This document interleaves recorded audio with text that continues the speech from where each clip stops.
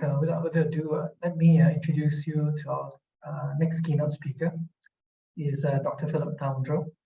Dr. Phillip Towndrow is a senior education research scientist at the Center for Research in Pedagogy and Practice, Office of Education Research, NIE. His long-term research and writing interests include teachers' professionalism and learning and communication in the digital age. He has co-authored a book, Digital Storytelling for Educative Purposes, providing an evidence base for classroom practice. He has also published articles in top-tier journals, including Teachers and Teacher Education, Journal of Curriculum Studies, and Journal of Educational Change. Over to you, Dr. Towndrow. Okay, thank you, Hiron. I want to return to the issue of stories and storytelling. And in this particular case, I want to look at something that's called digital storytelling. And I'd like to kind of like explore what that looks like in character and citizenship education. So let's begin with a definition of digital storytelling, and let's define it as short personal stories created with digital technology tools that are then shared with others in order to present information, ideas, and a range of opinions on topics and themes.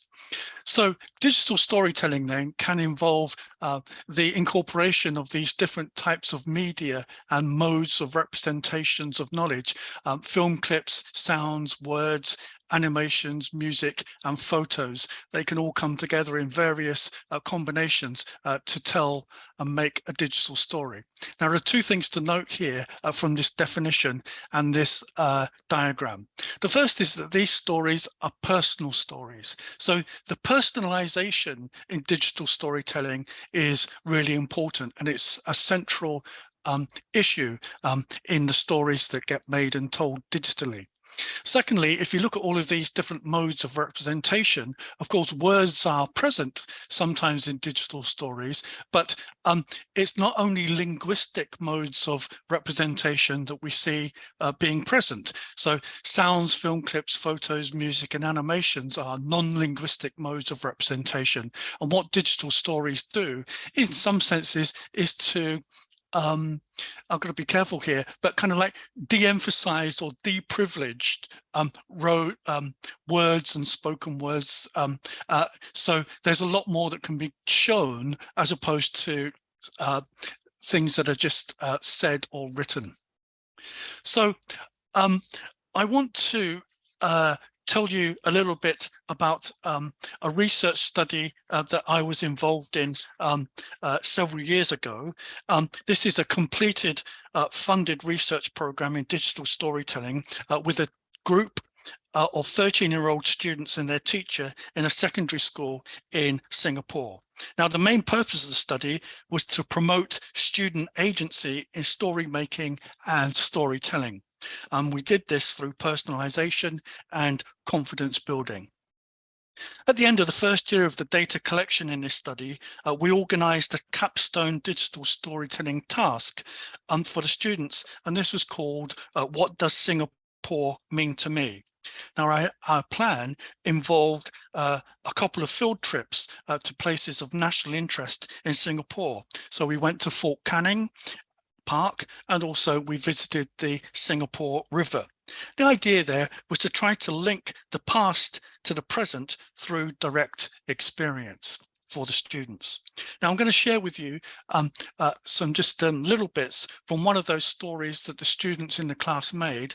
This is a student made by, let's call him Tommy, and Tommy's story is a multi-layered ensemble comprising of motion video, written words, and a musical soundtrack.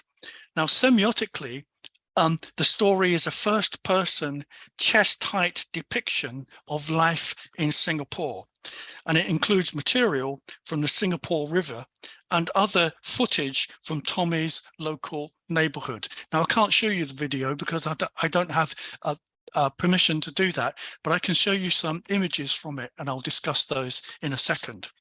But before we get to that, I have a thesis or a hypothesis to put forward to you and ask you to bear this in mind as you look at this material, this data in a moment. And it's this: how we view the world around us influences how we represent it and understand it multimodally. So viewing and representing the world in some senses go together. And when we view, that helps us to represent and to understand what we see around us in these different modes of representation that I just showed you in that diagram. So let's look at a couple of examples there. And this is the first scene that I've selected from Tommy's story. Now, what you can see here is that Tommy represents a view of his world that is very personal, and I believe it shows his engagement with his surroundings. So Tommy is going down an escalator in a shopping mall, and he focuses his camera lens on the rubberized rail that is ahead of him like that. So you can just imagine his camera is resting on the rubber rail as he goes down the escalator. So this gives us a first-person perspective on Tommy's world, and as he moves, Tommy looks down the line of the rubber handrail upon which his lens is rested. And then at other times and in other places, he glances up, he glances from side to side within the mall. And we, in my view, what we see and what we experience is Tommy going along, going around, standing still. And I believe that what Tommy wants to tell us as his viewers is that he is present in this situation that is familiar to us. And not only is he present, but he's also an active part of things that are around him. And so that's his first scene. Now, in another scene, Tommy is in a supermarket, which I'm assuming is in the same shopping mall. And Tommy uses a very interesting editing technique that's called hyperlapsing. And hyperlapsing is really just speeding up the replay of the video so that everything seems to be moving, at an accelerated speed. Now here, Tommy uses a chest height point of view where he's walking through the supermarket, and if I understand this correctly, and I think that Tommy has, he confirmed this to me when I spoke to him about his video, what he wants to try to do is to show through this blurring effect that comes across as a result of the accelerated motion that he presents to the viewer through this video effect that's called hyperlapsing, is that there's like a compression of time and space. And what he wants to try to portray, I believe, dynamically, is that there's a busyness that is associated with modern urban life. And additionally, in this particular scene, Tommy combines this visual representation with a written caption that says "crowded" in capital letters with no less than 4 exclamation marks in order to make his point. Now,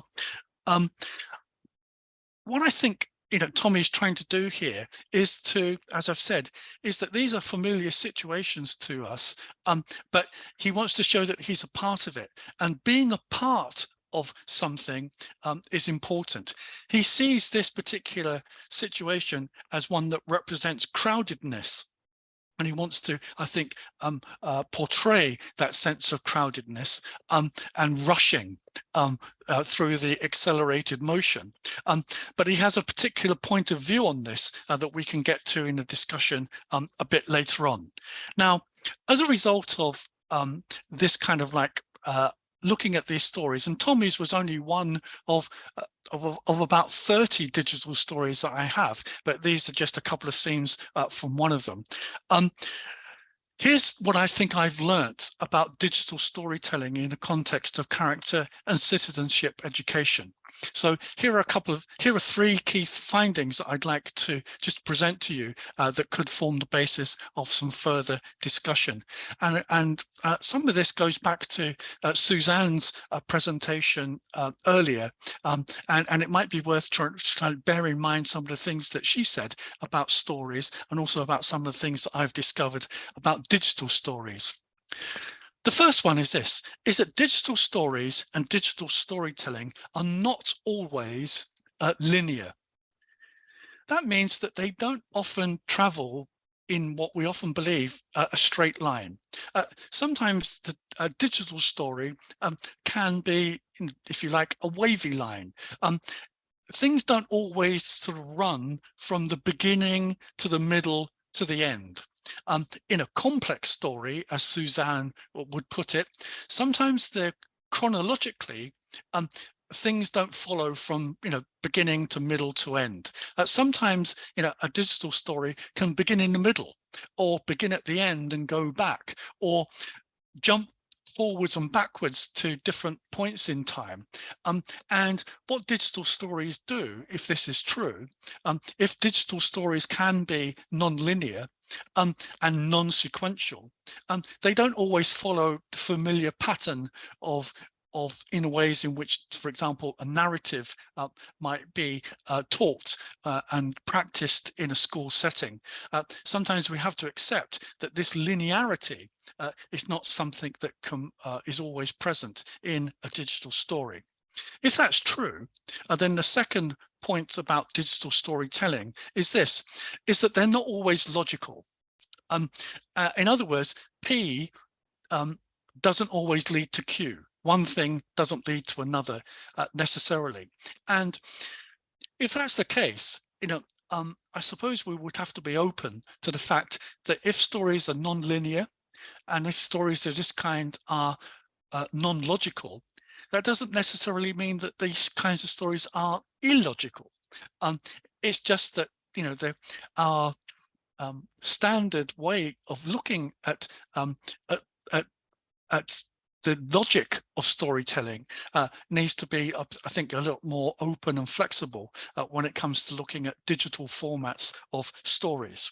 If that's the case, then the third point is this, is that digital stories are not always predictable in the ways that some other stories can be, or how we think they should be. So in a digital story, we don't necessarily see rising action or complication or resolution. These things might not be present, but that doesn't mean that the stories that are told are necessarily less worthy. It's just that they're a different type of story, and we need to be open to that if we want digital storytelling in character and citizenship education to perform some kind of personal or personalized experience. So why is this so? Let me just say that I think that there are several reasons why digital stories don't often perform in the same ways that we would expect a written story to achieve. And a lot of this has got to do with creativity, individual differences, our knowledge and experiences of the world, and the power of personalization. And that power of personalization relates to self-expression and to self-representation. These are really important things, I think, for character and citizenship educators, is giving people the opportunity to self-express and to self-represent. Now, if we're going to allow self-expression and self-representation to take place, then I think we've got to be open to a different form of stories and storytelling. Is that self-expression and self-representation are highly personal activities, and these ways of viewing the world and representing the world from our own perspectives are, as I said, deeply personal, and they come with a certain level of risk, I think, because we need to manage these things. And I'd like to kind of just draw things to a more practical level by talking about some considerations in adopting and adapting digital storytelling as a pedagogy. Now, when I use the word pedagogy, I use it very carefully. I don't mean just a teaching strategy or a method. I'm thinking of pedagogy in a different way. That a pedagogy is a system of values and beliefs that underpin the teaching decisions that we made. So it's not just doing something, it's actually believing in the power of doing things in a particular way and having justifications for doing things in a particular way that we can articulate in terms of our values relating to teaching and learning. So let's look at some of these considerations. So digital storytelling and character and citizenship education requires three things broadly. First of all, it relates to task design. Now, these tasks that we design and enact in the classroom, they need to be open and flexible. And what I mean there is that if we ask students to make a digital story, we have to accept that there is more than one way of making that story and more than one outcome that is equally valid. So there's never going to be one story that will be better than another. It will always be, that these stories need to be looked at side by side, but they can't be evaluated, in terms of going from best to worst or worst to best. The openness of the task, requires that we are flexible about the ways in which we view those tasks as artifacts of knowledge representation and learning. Secondly, we have to view that the storyteller in these particular stories is central to the story that has been shared and made. What I mean by this is that when Tommy made his story, Tommy is central to the story that we see. Tommy isn't telling a story about something in the third person. He's telling a story about himself in the situations that he is in. And we learn about Tommy as much as we learn about walking around a shopping mall or walking through a bus interchange or wherever it is that the situations and the context occur. So the storyteller then is central to the story that is told and shared. The learning environment is equally important. It needs to be intentional and designed. These things don't happen by accident. We have to create the conditions in the classrooms as teachers to allow these things to happen intentionally, on purpose. But in order for that to happen, we need to provide a learning environment that is supremely safe. That students don't feel as if they are being even opening themselves to ridicule or to criticism. So the trust and the honesty between the teacher and the students and the students and the students is vitally important if this kind of digital storytelling is to occur. Finally, there can be no judgment or evaluation. This is simply because, if there were judgment and evaluation, it would go directly to a person, and it could be quite easily taken as personal criticism. And I think that we want to avoid that, because people will only open up to how they really feel about the situations that they're in and the contexts that they're within, if they feel as if they will not be open to judgment or to evaluation. Finally, the teacher stance here has got to be one that is different from what we normally consider to be the instructional mode or in classrooms. Teachers ask questions. They don't necessarily supply answers in these situations. So asking questions that students can respond to is the way to go forward here. There can be no right or wrong way of making a digital story in character and citizenship education. And finally, this requires us building, as I said already, these student to teacher partnerships. And these storytelling then can be viewed, if you like, as a partnership between teachers and students and between students and students. So let me go back to this thesis very quickly. How we view the world around us influences how we represent it and understand it multimodally. So traditionally, in a learned society, we privilege writing and speaking as the main ways in which individuals can demonstrate their knowledge and understandings of the world. But in terms of a multimodal way of working, we can express what we experience and know and understand equally through the combination of both linguistic and non-linguistic modes of representation. We all have stories to tell, but not all stories are crafted and shared in the same way. We have to be open to the possibility, however, of threatening, as it may be, that these kinds of things are not the subject of standard operating procedures. Neither are there things that can be standardized through predetermined and ready-made curricula.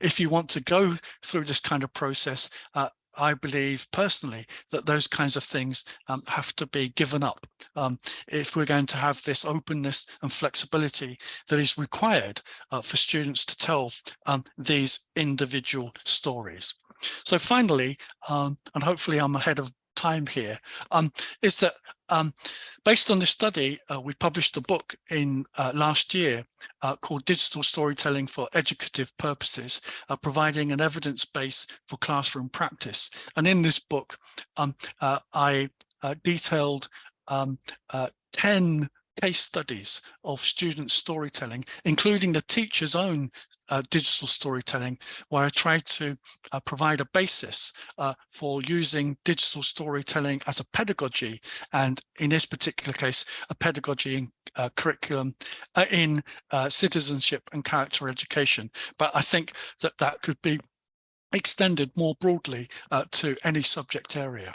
So that's all I have, and I think that that should hopefully provide a basis for some kind of discussion moving forward. So thank you very much. Thank you, Dr. Towndrow.